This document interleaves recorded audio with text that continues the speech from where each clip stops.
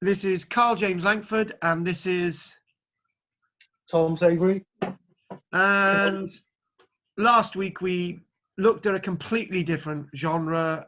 This week we're looking at Star Wars, and Tom set me some homework, and the homework was to look at Rebels and to look at Clone Wars. Yeah, and Mandalorian. Yeah. So I've looked at the background of the Mandalorian and felt that it was above my head. So I'm gonna have to try and get into that series somehow. And it can be above your head. What, Mandalorian? Yeah. I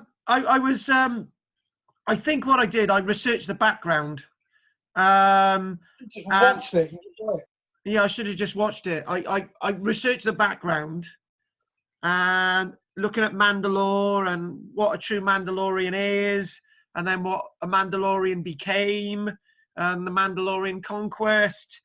And I think you're right. If I'd have read about the Star Wars films before they came out, which is not the case because the film came out first and then the books, but I probably wouldn't have got into the films. So I need to stop researching about the Mandalorian and just watch it. Is that correct, Tom?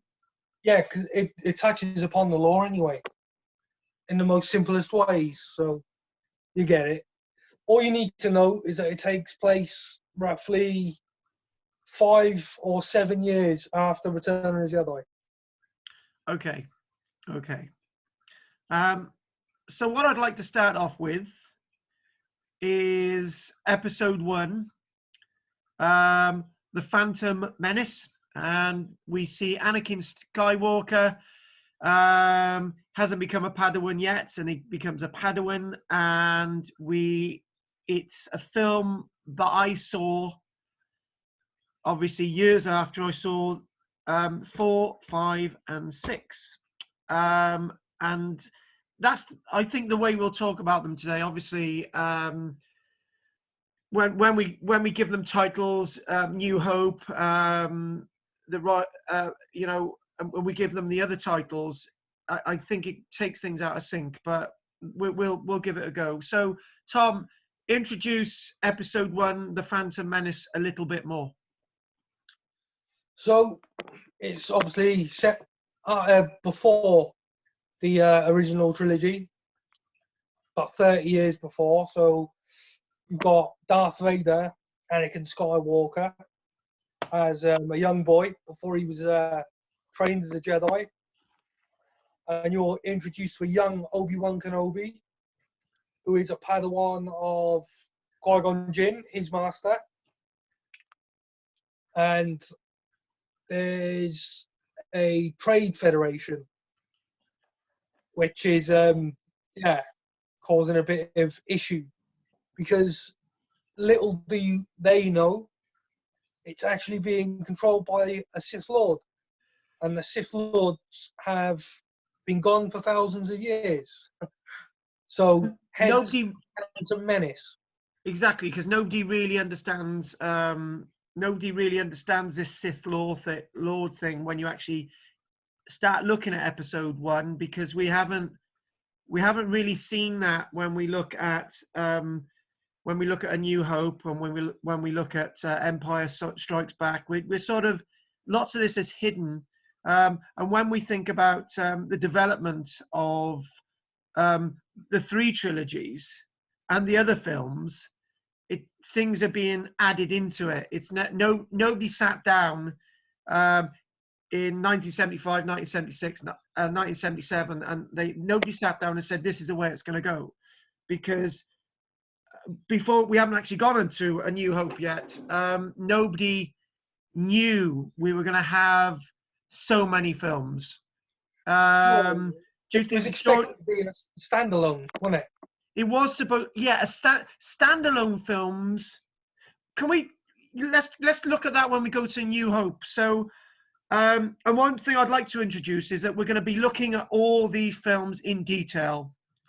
So I think we may have said enough about episode 1 for now.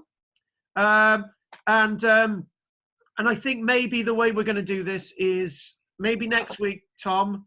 Should we start off with episode 1? Yeah. Yeah, let's do it.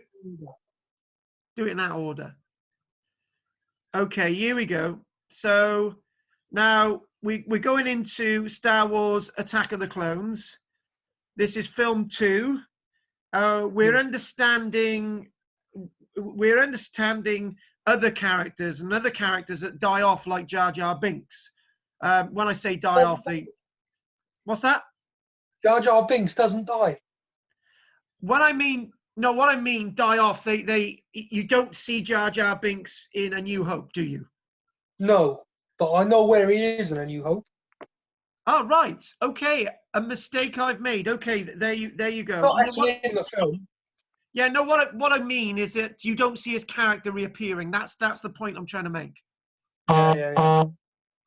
You don't see his character reappearing. That's really what I'm trying to say. And then you've got then I think there's a lot more action in the Attack of the Clones. Yeah. There is. It's probably the weakest of one of the weakest out of the whole saga. Yeah. Yeah. I mean, it's obviously Obi-Wan's now training Anakin. Yeah. So Obi-Wan's a Jedi Master, Anakin's a Padawan, and he's obviously trying to protect Padme, which is Luke Skywalker's mother, because she was the ex-queen of Naboo. So there's like an assassination attempt on her, and Yeah. it's all plotted out cleverly to push Anakin closer to the dark side by his Lord. Well, we will obviously look at this in the Attack of the Clones, but I've heard. Reason why I mentioned Jar Jar Binks at the top there was because I think lots of people have argued that Jar Jar Binks was a really foolish character to actually have put in this trilogy. In lots of ways, Jar Jar Binks is blamed for the failure of the trilogies of this trilogy, not trilogies, this trilogy. Would you agree with that, Tom? Yeah, but did you know that George Lucas originally intended Jar Jar Binks to be revealed as a Sith Lord? Oh, right, okay. So yeah, a bit random, isn't it? How strange would that have been? So anyway, over to film 3, and yeah, we got to when we put these titles together, this is still at film 2. The cinematic sort of overview, lots of brilliant posters, lots of if you're a collector of posters to do with the films or to do with the franchise, it would be a really good collection to look at because they're really visual. The posters are more visual than actually the content of film 1, 2, or 3. It seems to draw you into a false presence of what the films are about. But I'm being really critical of films 1, 2, and 3. So let's move on. So here we go. Now, Tom, if people don't know the 3 films, they're thrown now, aren't they? Because we just chucked in the Clone Wars. Yeah, so the Clone Wars came after Episode 3 was released. A few years later it was, and it was aimed at kids originally. But yeah, it's a feature film, takes place in between episodes 2 and 3, and it spawned 7 seasons, and the 7th season is in the timeline of episode 3, behind the scenes. So what happens in season 7 is going on behind the scenes of episode 3, the film. And there's some scenes that are replicated as well. But it's just a backstory of the war and lots of character development. They chuck in Darth Maul. And yeah, it's cool. Like, it's something to watch with your kids as well, but it's for adults as well. Now, you asked me last week to research the Clone Wars, and I actually researched the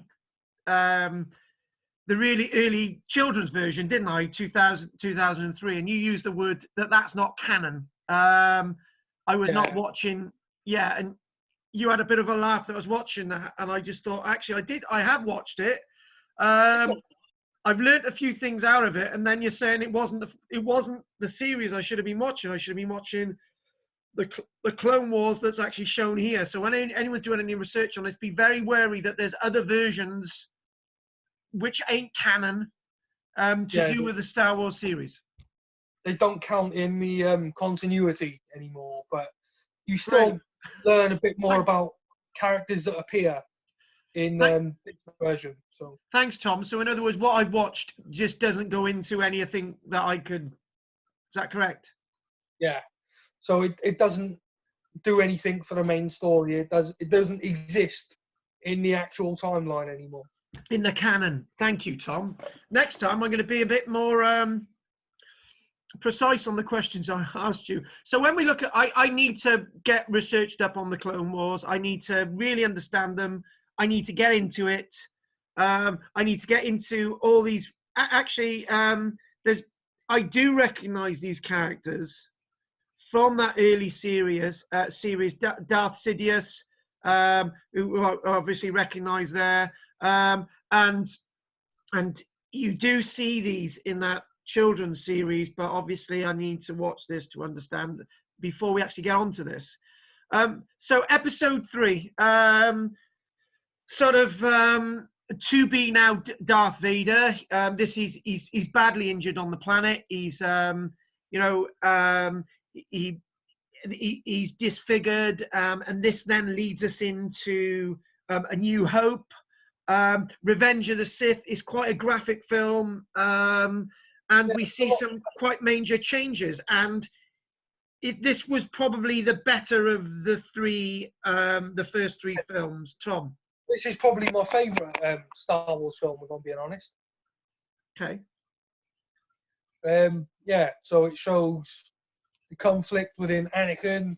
It shows Emperor Palpatine's overall plan, Darth Sidious, how he basically groomed Anakin to have him as his apprentice, because he's the chosen one, supposed to be the most powerful Force user, etc., etc.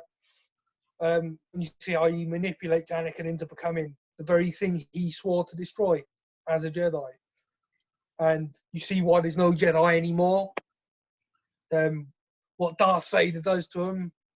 If you read the novelization as well, it's a lot darker, grittier, more things happen that they skip in the film, which because it was obviously a PG-13, so yeah, they're not going to show graphic scenes of Anakin or Darth Vader slaughtering children. So yeah. Can I just go on to that in a second? So we obviously see Padme,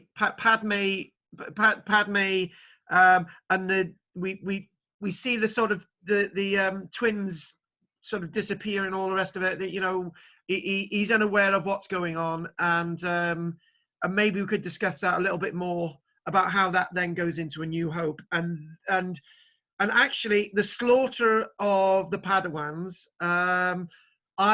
A friend of mine years ago, he saw this in the cinema, and whatever version he saw in the cinema, he was absolutely disgusted with the slaughter of the Padawans. He must have seen another version because he was horrified, and it really turned him against the Star Wars genre. And you've mentioned it as well. And when we go on to that, maybe we could explore the slaughter of the Padawans. And it was, Did you feel that in the film? Well, I actually saw it in the cinema myself, and I didn't see what your friend had seen, but I knew that there were scenes filmed that were cut, and the book, the novelization of the film, explores in more graphic detail what happens. I think he saw another version because that tells us everything about this Star Wars trilogy, right? George Lucas's changing of the films we're going to go into now. He's made some changes with A New Hope, and changes with Empire Strikes Back. I'm not really sure about changes with Return of the Jedi. I know, for example, we see the figurization of Jabba the Hutt, for example, completely change to tie in with the first three films. Let's go on to again. I think the poster work of this series is brilliant. I love it. Really graphic. And that gave me a love for the figures that I used to collect when I was a child. But obviously, we now go into not A New Hope. We go into Solo. Now, Tom, you introduce Solo, and I'll go into it. So, Solo, a Star Wars story, is a spin-off. It's basically the origins of Han Solo. So, it was originally intended to be a trilogy of films, with Darth Maul being the main overarching bad guy, but it flopped. I don't know why. I mean, it was a great film. Mm. But yeah, it shows how Han Solo meets Chewbacca, shows a bit about that he used to work for the Imperials, and how he met Lando Calrissian. Yeah. It's like a cowboy-esque space cowboy heist film. I absolutely loved it. I really did love this film. I was cheated when I only actually watched this film with a friend of mine, David, at the end of last year. He said, "Come over, we'll have a Chinese. Which film do you want to watch?" And he said, "I got loads of films. Do you want to watch some Star Wars stuff?" And I just thought, I'm not interested in Solo. I'm not interested in any of the other stuff. I watched Solo. I braved it, and it was a good brave. I loved it. I loved the development of Han Solo. I love the development of his love interests. That's really important. There's this love interest thing in it, and it set the scene of it set another scene of and obviously Chewbacca as well. The development of the character Chewbacca, and we all wondered. All of us wondered where Chewbacca came from, and it sort of explores all that. And I think it's great. It's a good film. Why didn't you want to watch it originally? Exactly the same reason when you were surprised when I said I hadn't watched Rebels. I hadn't watched the Clone Wars. Exactly the same reason, because I felt that it would cheat my understanding of the films.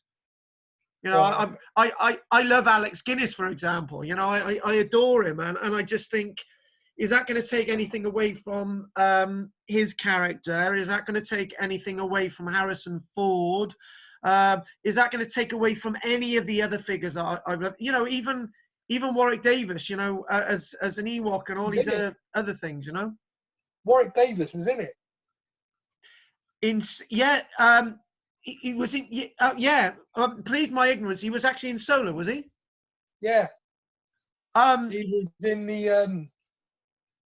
He was part of the gang, the crew that's pursuing him throughout the film. I need to rewatch that bit. Yeah, because they were short figures, weren't they? Yeah. Yeah. He's in quite a few of the Star Wars films actually. As different characters, you're right. I'm gonna rewatch that. Thanks for that. I'm gonna rewatch it again. It's like the issue with Matt Smith in the last film, isn't it? So again, there you go. The posters, the portrayal, and you're right. We were cheated. No more films. And Star Wars Rebels. I can't say anything about this. I saw something on YouTube. Haven't done any more. Tom. So I was originally put off by this because I thought, crappy Cartoon Network rip-off. Yeah. The same with the Clone Wars. When that first came out, didn't really care because it was a cartoon. But it actually greatly expands on the lore. So with Rebels, it's a whole set of new characters. Obviously, you can see one of them's a Jedi. One with a slingshot becomes a Jedi, quite an important Jedi. And it sort of links up some of the continuity areas, like when Yoda says in Return of the Jedi, I think it was, there's another. Do you remember that? There's he says to Alec Guinness That that boy's our last hope, and he's yeah, like, no, there's another. he said to Alec Guinness, yes, but there's another. Yeah. Yeah. So it sort of links up to that. I haven't seen it all. I'm only on the second season, but I'm aware of what happens. You see Obi-Wan protecting a young Luke Skywalker. You see how vicious Darth Vader is. It ties up quite a bit that happened in the Clone Wars series as well. You see what happens to the clone troopers who decided not to turn against the Jedi. Darth Maul makes a return. It gets it's pretty childish in the first season, the first 3 episodes, a bit silly. Yeah, but it gets darker and darker, and it is worth a watch because I'm dropping my phone. Sorry. So yeah, it gets darker and darker, and it introduces time travel as well. Oh my God! There's just so much there. I'm gonna have to watch this. And you know, the one exciting thing you said to me then. Time travel. Are you still there, Tom? Yeah, just there we go. Right, you know the one you said a lot of exciting things to me there. It just sort of does the nether regions, but the one thing that you said to me was about the clones that didn't turn against the Jedi. Can I have a bit of a spoiler there, but not too much? So there's characters in the Clone Wars that the Jedi are really close with. One of them is called Commander Rex. But basically, his little group of troops, when Order 66 was going on, they apparently there was like a chip in the back of their head that made them have to obey Palpatine's orders, basically. So he, this couple of clones in particular, pulled the chip out and said, no, we're not slaughtering the men we've fought this war with for so long, if that makes sense. So yes, it goes into a bit about that and how clones aren't, not all of the stormtroopers are clones. yeah, because they're taken from other planets, aren't they, and all the rest of it. Yeah, Yeah. It goes, it explains a bit about the confusion because some people assume that the clones are stormtroopers, but they're not. Yeah, I won't spoil it anymore. But okay, it goes that's fine. You've actually done enough for me to want to get into it. Yeah, thank you. Yeah, sure. So that's Star Wars Rebels. Again, more cinematography, more sort of posters. Love to get a set of these. Mandalorian stuff as well. Yeah, but that's towards the end of this recording. So we're into God. We've how many films have we got left now? 6 after this. So we've got Rogue One. I loved Rogue One. The development of the characters. I love the sand troopers in it. Yeah, introduced to the sand troopers. I love them.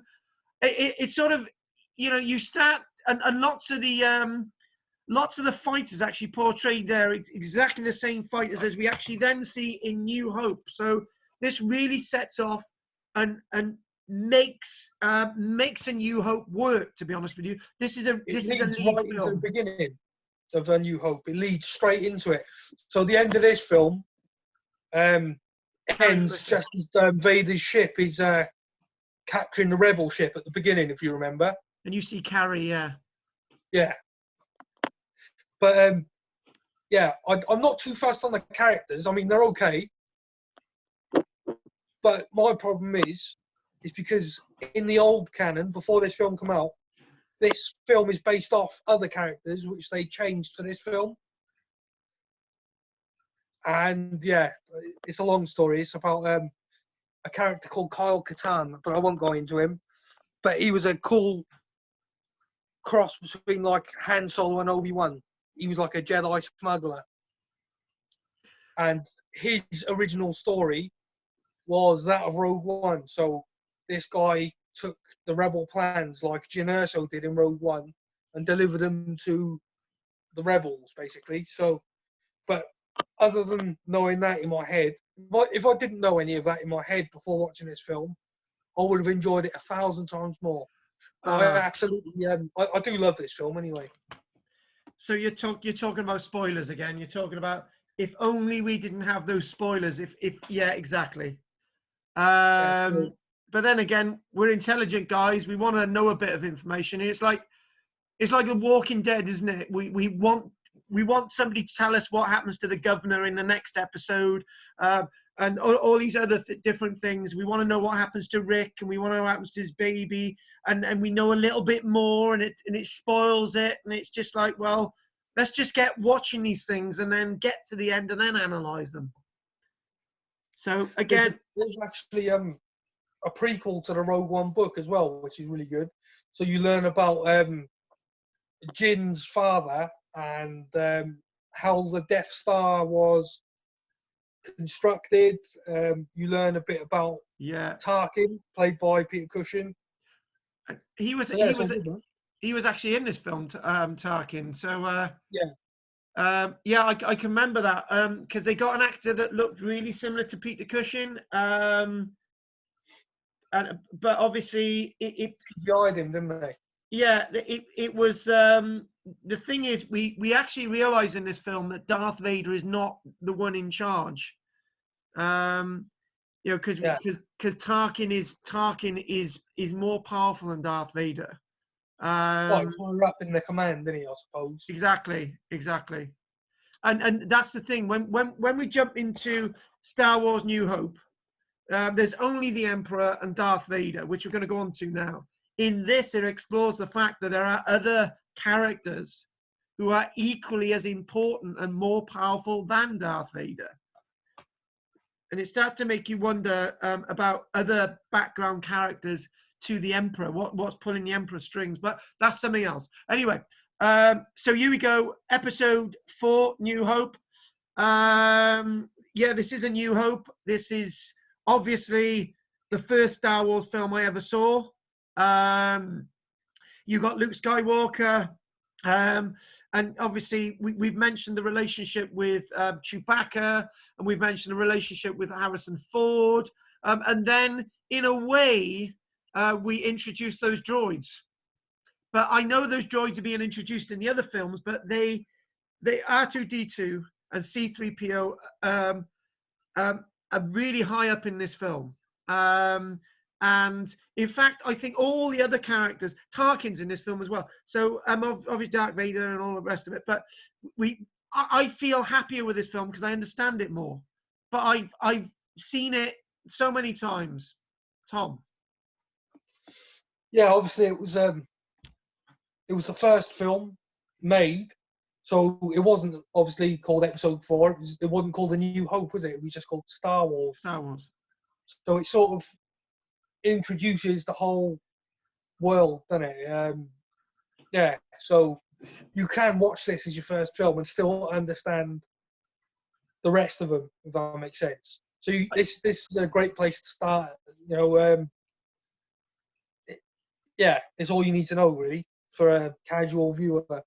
So you meet Luke Skywalker, just a farm boy. His aunt and uncle gets killed. Obi-Wan's like, oh, I knew your father, blah, blah, blah. I used to be a Jedi. Come and become a Jedi like, your father and help me defeat the Emperor because Princess Leia is in trouble and it's like a rescue mission, isn't it? So things escalate from there when they rescue her. And then that imagery is reused in a couple of other films, isn't it? It's just like it just pops up. Yeah, it does. It's a really good introduction. And you are right, Tom. You said to me a while ago, if you watch if you watch films, here we go, 4, 5, and 6 before you watch 1, 2, and 3, and then you watch the others. I think probably that's a good idea. But then again, I think it's you. We've had a discussion about this. You said this was more around cinematography, seeing the advances in cinematography. Yeah. But if you argue that, you should have 4, 5, and 6 first, and then you should have 6. So 1, 2, and 3. Yeah, no, I disagree with you. I think you should have 4, 5, and 6 first, and then because they've got it right, you should then watch 7, 8, and 9, and you should go back and watch the first 3 because the first Yeah, 3. you can do it that way. I've never Yeah. done it that way. Can you understand my logic? Yeah, I understand your logic. Yeah. It's a bit more racy, isn't it? The 1, 2, and 3. So, yeah. So anyway, let's move on. So Empire Strikes Back. Weirdly enough, Empire Strikes Back was the film that was never ever on television when I was a child. You had to see it in the cinema. You always saw A New Hope, Star Wars, film 4, and you always saw The Return of the Jedi on Christmas, but you never ever saw Empire Strikes Back. And I feel that Empire Strikes Back is always the film that maybe they didn't make enough of promoting it. It was almost, I feel that Empire Strikes Back was never ever finished as a film. It was never, there was something not complete about it. And George Lucas came back and said, "Well, I've Return of the Jedi," which by far at the time was probably better than the other 2. But then when you look back at it, there's that. But we'll look at that again. And we talk about the we look at the ice planet, and we look at the role of the AT-AT. And yeah, the AT-ATs are massive in that film. And there's a more of a relationship between Darth Vader's commanders on the ground than we'd seen before. It was a massive respect, but some of these guys were saying, you know, we are going to do the job, and there's a lot more of that going on in this film. Yeah, it's one of my favourites, but I think, like you're saying, yeah, it's not quite right. Yeah. Obviously, it explores a bit more about the Jedi and the Force. I mean, you don't hear the word Sith Lord until the prequels, I don't think. And as far as you're aware, yeah, go on. As far as you're aware, Darth Vader's a Jedi. Yeah. It doesn't make sense. So this is the film when they start building on the lore. Yeah. But you get Boba Fett, which is heavily promoted throughout, obviously, before the film came out, and the marketing, he was promoted. I think he was originally intended to be like a Darth Vader's brother or something like that. But they didn't use him as much as they intended to in the film, which was strange. And it's kind of a waste because he actually is a pretty cool character if you look into his backstory and stuff. But this film was supposed to be completely different. Han Solo was supposed to die. Obviously, Boba Fett was supposed to have a bigger role. I don't even think Darth Vader was supposed to be in it originally. Really? Yeah, he was just supposed to be the bad guy of the first one, episode 4. And then you get Yoda, and yeah. So I'd say it's the most dramatic in the series. This one and episode 3, definitely the most dramatic. And with what happens to Luke, and obviously the big revelation that everybody knows, that I am your father, etc. But there was actually an alternate script for that scene in particular, and Darth Vader was supposed to say, "No, Obi-Wan killed your father." Right. Yeah. God. That would have changed it very much. There's a lot to say about this film, so yeah, we can leave them until we do episode 5. But I think we've got a lot to say about this, Tom. Let's move on. It's one of the biggest films. Yeah, and obviously we get Emperor Palpatine. Really, he's a real badass in this one. And he only makes one appearance, doesn't he? But he is a real. He is a real badass. Oh yeah, he's a beast in episode 6, isn't he? Yeah, and then here we go, episode 6. This is Return of the Jedi. Return of the Jedi. We you get Alex Guinness returning in this one. He's already dead, isn't he? From a certain point of view, yeah. He returns as a ghostly figure, and to be honest with you, I think you've hit upon two things. You've hit upon two things here. Harrison Ford wanted his end in this film or the previous film, right? Alec Guinness never wanted to come back for another film, and he came back in this film. Harrison Ford is not known for these films. He's known for Indiana Jones, right? I know we can debate that and argue that one, but Harrison Ford's Indiana Jones. And Blade Runner. Would you agree with that? I knew him as Han Solo first, but yeah, Okay. I agree with you.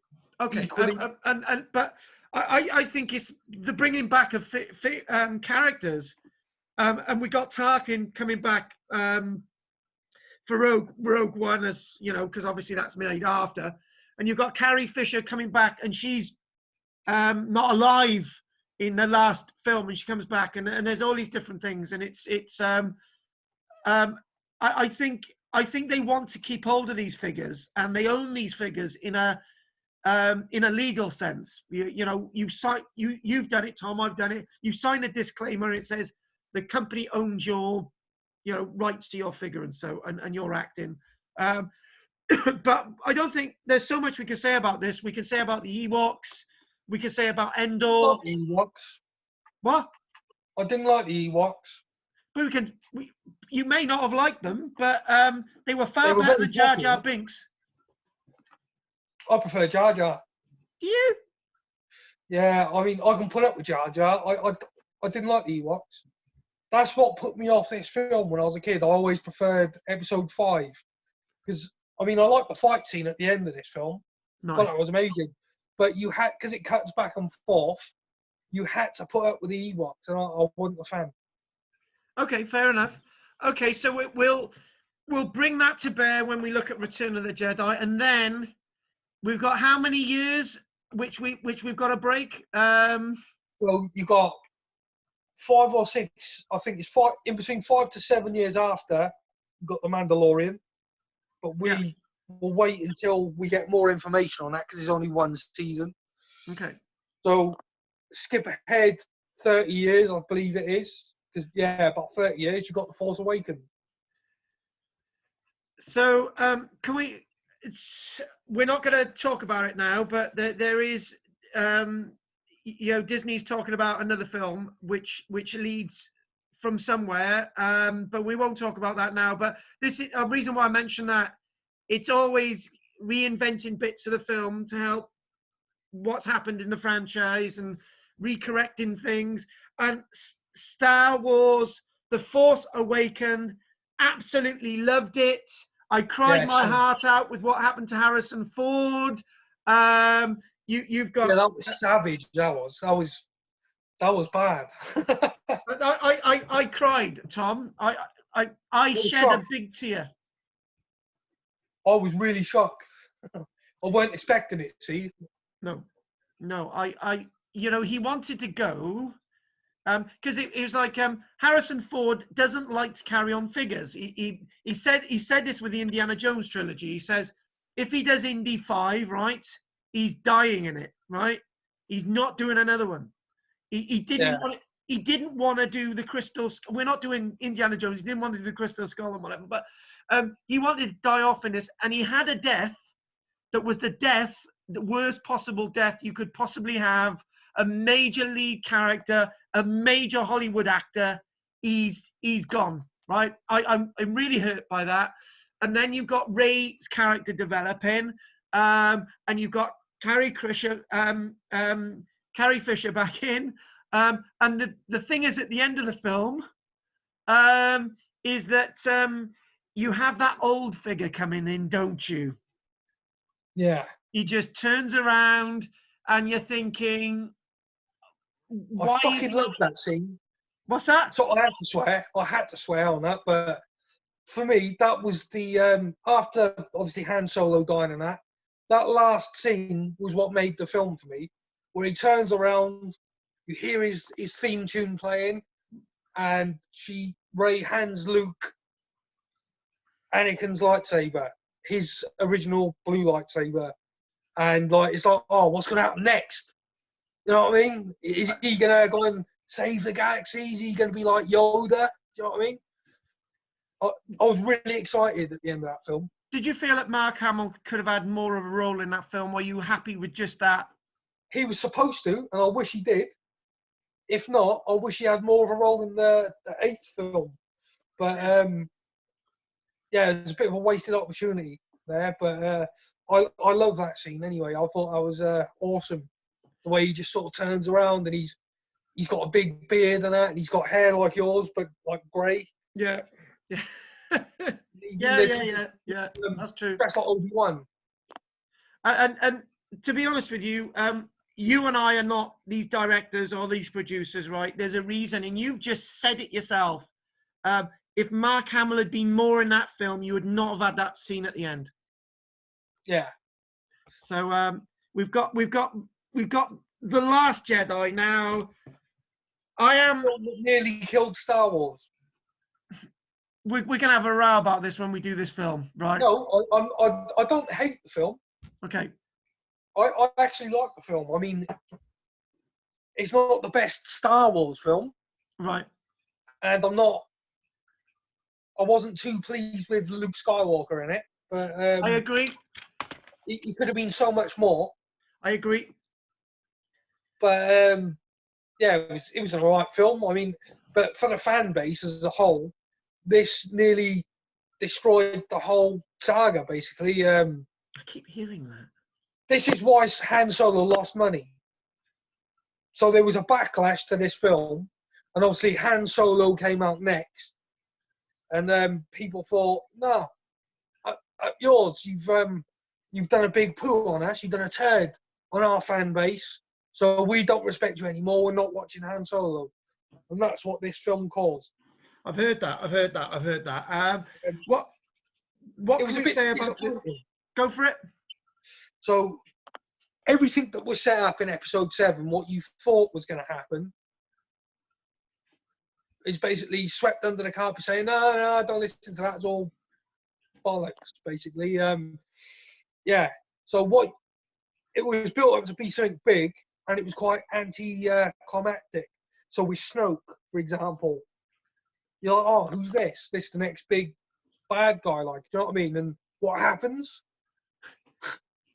In seconds, easily gone. And you're like, well, what? And then what happens with Luke at the end? You're a bit like, oh, what? Do you know what I mean? It was one of those films when you're just like, what? And also adding to that, okay, I don't want to agree with you on this, but Ren, when we see Kylo Ren, he doesn't come off well in this film, does he? No, I mean, I quite like him in this film, man.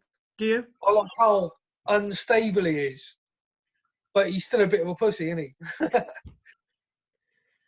And nobody, and Andy Serkis's role in this is really good. I've got to be honest with you. Again, he's a baddie, but then again, Andy seems to be in lots of films where he's a baddie, isn't he? Yeah, I've seen some good stuff on him in. Yeah, some TV stuff as well. Yeah. We'll see where he goes next. But anyway, the last film. With what they've done with him. What's that? I was disappointed with what they've done with him in this film. Yeah. But yeah, go on. But then again, that's Andy. He'll do anything. But he's a very good actor. I love him to bits. And then we've got the last one of this recording. We have got. There it is. This is the last slide today. Star Wars Episode 9. I cried in this film. This for me is bee's knees. I loved it, but I felt I wanted to see more. I didn't want this to be the end, but I'm greedy. And I saw Carrie Fisher again, and you just think that, you know, is there something else? Can we do something with Chewbacca? Can we have an old sort of spin-off for Chewbacca after this? Why don't we have we've had the Ewoks. You've had the Ewoks having a spin-off, which I know you don't like. Let's have a a spin-off for Chewbacca's. What? The Tell us Wookiees. a bit more. So episode 9, I loved it. I mean, not the best of films. It was like an apology, I suppose. It's the best they could have done with what was left in The Last Jedi. So The Last Jedi messed up the trilogy. It doesn't fit as a story, if that makes sense. It's out of place. It's not out of place. It's what's the word? Do you know what I'm saying? It didn't meld in like a trilogy should. So what you're saying? Episode 8 could have been the last film, Right. as far as they didn't have anywhere to go because of what Rian Johnson did for The Last Jedi. But with this film, it feels more like Star Wars. It's got the atmosphere, it's got the action, it's got the cool lightsaber battles. It's got a cool bad guy. So obviously Darth Sidious returns. It explains what happens to Snoke, but it leaves some stuff unanswered. And Luke Skywalker's role was cut. He was supposed to have a much bigger role in this film, but they cut it for some reason. I don't know why. But other than that, I absolutely loved it, and I liked that they introduced the yellow lightsaber at the end of the film. So Rey ends up with a yellow lightsaber, don't she? And I loved what they'd done with Princess Leia. That it turns out that Luke actually did train as to be a Jedi, yeah, which was greatly explored in the expanded universe in the books. So it took a bit from what the fans love, if that makes sense. So could we go off with Mark Hamill and do another film? No, because he's one with the Force now. I mean, you could do a young Luke Skywalker in between 6 and 7, Right. but it just gives him this fight. I like what they've done with him in this film, but I don't like the fact that they reduced his role in the film because he was supposed to have a much bigger role. But I loved what they've done with the other characters. I wish there was a bit more time of Ben Solo. I wish there was a bit more Ben Solo. Do you know the guy who the guy I keep forgetting his name, right? He's a brilliant actor, the guy with the red hair in this one. When he turned out to be the spy. He turned out Hux, General Hux. General Hux. He turned out to be a good. That's a weird thing, isn't it? He actually turned out to be a good guy. Yeah, that was cool. I loved that. But his death was a. Gleason, I think his name is. Yeah, because he's a really good actor. Yeah, you are right. I'm looking at the back of the film now. Oh God, we will get it when we actually come to the film. Yes, Domhnall Gleeson. That's right. He's. I wished. The only thing I would have wished is if he could have had a minute more in the film before he was killed. Right. I just wanted that one more minute because he's a bad guy who's a good guy, and you don't see that in the Star Wars trilogy. Okay, Darth Vader, yeah, you do at the end. But this guy chose to be a good guy at the last minute. And it's just like, I wanted more. But we can do more of that when we look at this film. Anything else you want to say before we shut up shop today?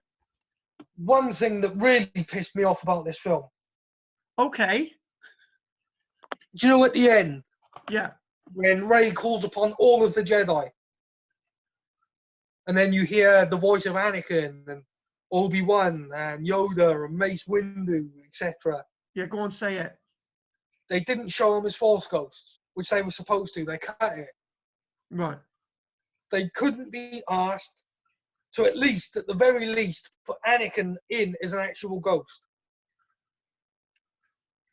But obviously they had the voices, but they could have just put the ghosts in. Do you know what I mean? Yeah. As you see at that's the the end, only thing, really. As you see at the end of Return of the Jedi, right? It would have been, yeah. And what they don't explain fully as well is some people are really confused. Like the casual viewer is confused how Darth Sidious can return. I knew because I knew he was a clone, but it was actually the Emperor in a clone's body. Yeah. Nobody else, the casual viewer don't get that. But what I liked about him not explaining it was that he repeats a line that he says in episode 3. Kylo Ren's like, "How can you be back?" And he's like, "The dark side is a pathway to many abilities some consider to be unnatural." And Palpatine wanted to harness the nightmare, the darkness, to actually bring back life. And this is, we can explore that at the end. We can explore that in a one or two of the other films as well. And I think It ties in with Darth Plagueis as well. Yeah. You don't know who Darth Plagueis is, do you? Darth Plagueis was in the films, the first films, wasn't he? No. Well, he was mentioned in episode 3, but Yes. he wasn't actually in the films. But that's another story for another day. Explain a little bit more about Plagueis. I've heard the name, and he was only in the third film, was he? Mentioned. His name was mentioned, but Okay. there's a book that it's about him basically. So Darth Plagueis is actually Darth Sidious's master, and he was like an intelligent Sith Lord who was searching for a way to Prolonged find life. immortality. Yeah. And there's like a did he achieve it or didn't he achieve it moment in the book. He did But with Palpatine. Palpatine killed him after he learned everything Plagueis taught him. And he just killed him, took his power. That's the way of the Sith.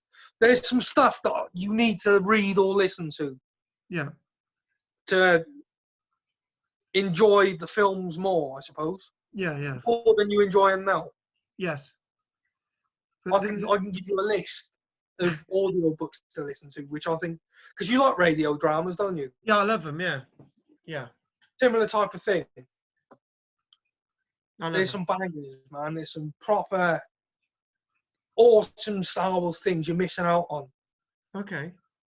So we'll introduce these if we can get through a recording for each of these films. That would be absolutely brilliant. So yeah, we'll do that. We'll introduce all that stuff in. You can't give me any homework today because I got homework for the first film to do. If we do this podcast over a couple of months, we can cover it all. I mean, we'll do the main entries like the films and stuff, and to tie them all up, I'll recommend you some audio books to listen to. Nice. I mean, some of them are like 12 hours at a time, mine, but they're so worth it. Yeah.